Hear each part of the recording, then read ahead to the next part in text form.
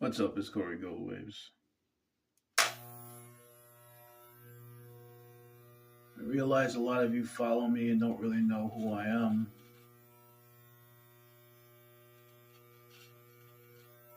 I'm a unique case.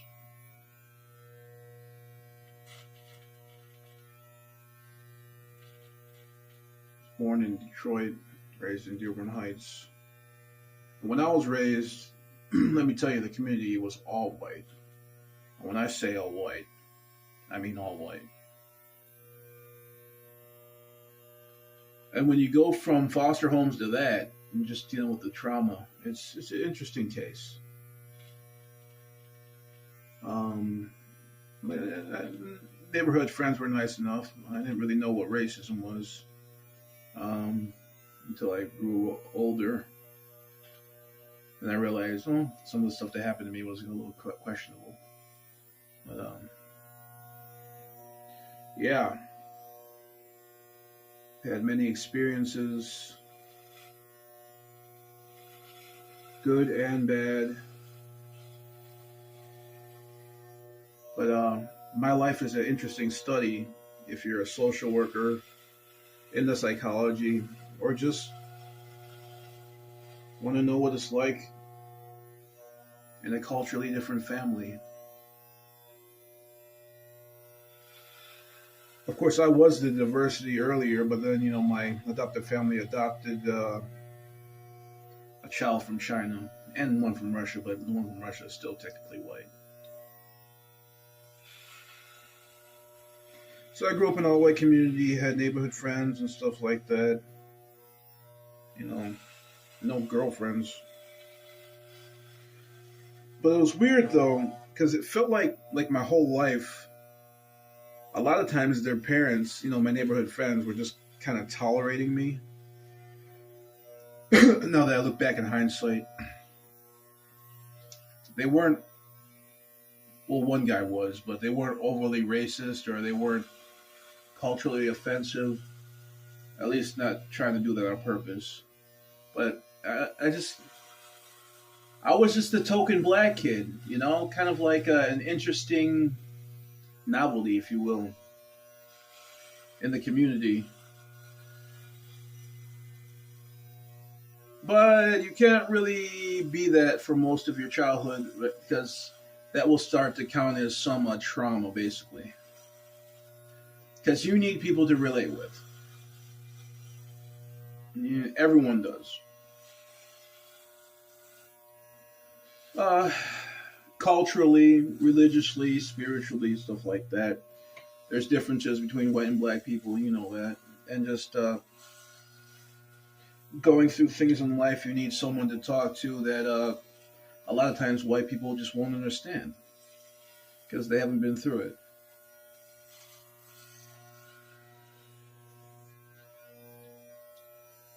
So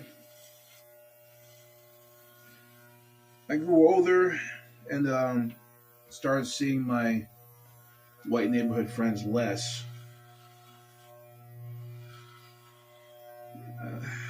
Because I was coming into my own. It wasn't until I started going to all the way to college when I really started deep diving into what racism is, what my culture is, racial stuff like that. Western Michigan, basically. And I look back, I'm like, oh, I went through a lot of fucking racism and I didn't even realize it, basically. That's what happens when you're kind of psychologically numb. You don't have anyone else to kind of like bounce things off of. Was that situation right? Was the other situation right? How should I react to that? What troubles me is a lot of times it didn't really feel like my adoptive mother or father defended me enough in like situations that I felt like they cared about what their white peers thought in the community. So if you're going to adopt a black child, anybody, you got to put them first. I don't care what it puts you in your social standing, whatever race you are, because that's extremely damaging to the child. Because that subconsciously tells me, well, I'm not worth defending. So I should be quiet, and I shouldn't make a issue out of things, and I should just kind of go along to get along. And that's a terrible thing for a child. I don't care who you are. A child's got to know that they're the most important thing in their parents' lives, and therefore they can build that bond basically. The child knows that there's nothing that can happen that basically the parents won't have their back, you know. And so that, yeah, that helps with trust issues and stuff like that. Because right now I'm 40 and I still have trust issues. Still dating as a 40-year-old. I'm very thankful that I'm handsome because it would be a lot tougher dating. I turn a lot of dates down actually. Not primarily because it's them, because it's me. I'm still working on heavy trust issues. And what I feel that a lot of people like you who are following me don't really understand is just the psychological implication of things. It's not as simple as to say, would you rather have been in the foster homes? Well, I'd rather have had my biological family been okay and got the help that they needed and been able to take care of me. That's what I'd rather have happened. But you got to realize that a child is dealing with a lot of things, especially being taken away from their birth mother. Especially, no breastfeeding, no initial just connection. And that makes adult life a lot trickier, dealing with that trauma, that CPTSD, because children are very easily traumatized, especially with something that I went through, the starvation, the malnourishment, the seizures. It takes years, even into adulthood, to deal with stuff like that. Oh, my head is ashy. So maybe growing up in an all-white community wasn't the best thing for me. My adopted parents tried at times, but there's a little more they could have done, I feel. A little, But I guess it was kind of like just like a test. It's an experiment. I'm kind of like an experiment. Because not a lot of people were, like I was saying, I'm unique. Not a lot of people were going through what I went through. Let me line this up a little bit. And so it was kind of like test and go. But if it were to happen again, I would speak out more on my own behalf, no matter how much trouble that would get me in, because I have to get used to doing that. Because as an adult, if you don't speak out, as you guys know, people will walk all over you, and they'll still have problems with that, people pleasing. And then I try and be a perfectionist because I'm still searching for that approval that I felt like I didn't get, But now I'm kind of pulled back on that, giving myself the approval, patting myself on the back, stuff like that, which is extremely important for an adoptee. I got gray hairs coming in. That's because I'm old and beautiful. Someone probably try and sell me something for my dry skin. Oh, that's another thing. Lotion wasn't a thing. White people don't know about lotion. And I didn't know how important lotion was for black people. Luckily, that's the only good thing about not growing up about black people, because I would have gotten, basically, let's see, what's the word I'm looking for? Roasted to hell. Because I didn't know how to dress. Oh, just the clothes I was wearing. And just ashy. I'm still ashy, look.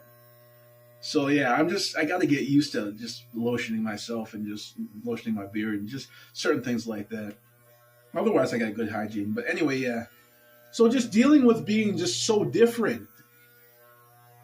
And then the problem is when you get around black people, because I went to UWD High School, plenty of black people, you don't really know how to connect. And they want to connect with you, and then you can't really give them that good connection. Because, partly are they going I feel so different, I can't relate to some things that they go through, and I just don't want to be another someone that doesn't fit in. Because I spent my whole life feeling like I don't fit in. So then you isolate yourself from that, your own people, which is something I'm trying to break right now. And I realize I still got a lot of work to do. So there's a lot that goes into it. It's not just a happy story. Oh, you saved this kid and everything's happily ever after. No, it takes a lot of work. And it takes a lot of attention to detail if you're going to adopt a black child, especially in an all-white family. Now, usually people adopt multiple children, like two black children, so they have at least someone to relate to. That wasn't my case. It was just me. Just me. And I basically dealt with all the microaggressions, being black. You know, when you go to a restaurant with your white family and they always ask you, are you with them? Just stuff like that. It may seem small to you, but it just builds up after time. And there's other examples too. Just the questions people ask about being black. It's not always just being curious. Sometimes it can be downright rude. Just dealing with stuff like that.